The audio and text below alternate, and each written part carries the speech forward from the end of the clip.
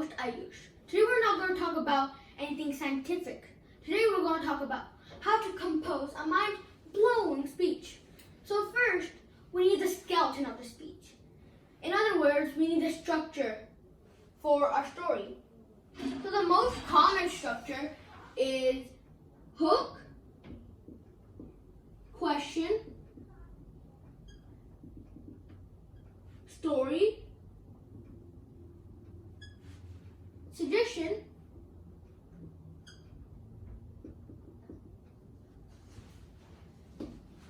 so that's the most common structure. But I know what you guys are thinking. What about the conclusion that's supposed to be right here? Well, the suggestion kind of turns into the conclusion. But I'm not going to talk about that right now. Let's start with the hook. The hook is really important for our story because that is what grabs our reader's attention to read our story. It's a hook. It could start with anything, right? But I recommend you guys start your hook with "There I was," because that creates a dramatic scene for your reader. Now, the question. We need a compelling question. So, for example, if your story is about you swimming at the beach, then instead of "Have you ever went swimming?" you could say "Have you ever drowned?" Because that gives a heads up of what your story is going to be about. And it also attracts the reader's attention. Well, now the story. The story, it's your story. You can write about anything. But I recommend something called a connecting thread. A connecting thread is something like if your story is something related to happy, then let's just take the word happy. Happy. So now we need 5 synonyms of happy. So if you're writing 9 lines in your story, then you need 5 synonyms. But you can use the word happy because you're describing happy. You can also use the word happy. So what are the 5 synonyms? Happy, cheerful, joyful, pleasant, pleased, so those are the 5 synonyms you can use. And now you have to alternate these words between every line, which doesn't create but helps your reader see what the theme is.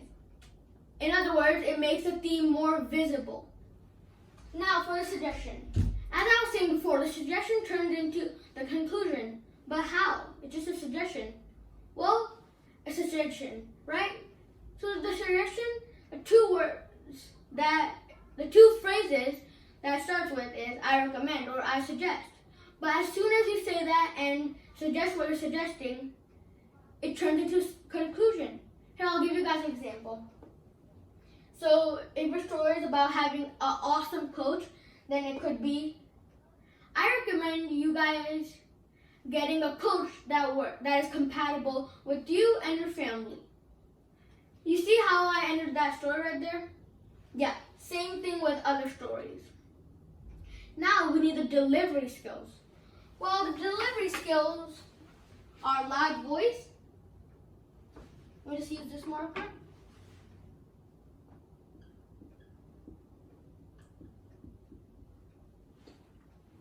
Good posture.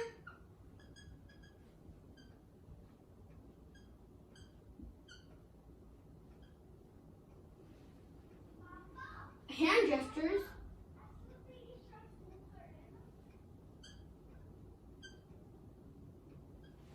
So those are 3 delivery skills.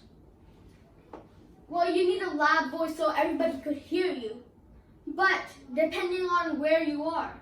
For example, if you're just having a group meeting with you, your teachers, or your friends, then you need your loud voice, normal loud voice, so then they can hear you. But if you're speaking in an auditorium, then you need to do some extra preparation. Maybe bring a mic and some speakers so everybody could hear you. But if you're speaking on a stage, they would probably have this. You don't need to worry about that. Now the good posture.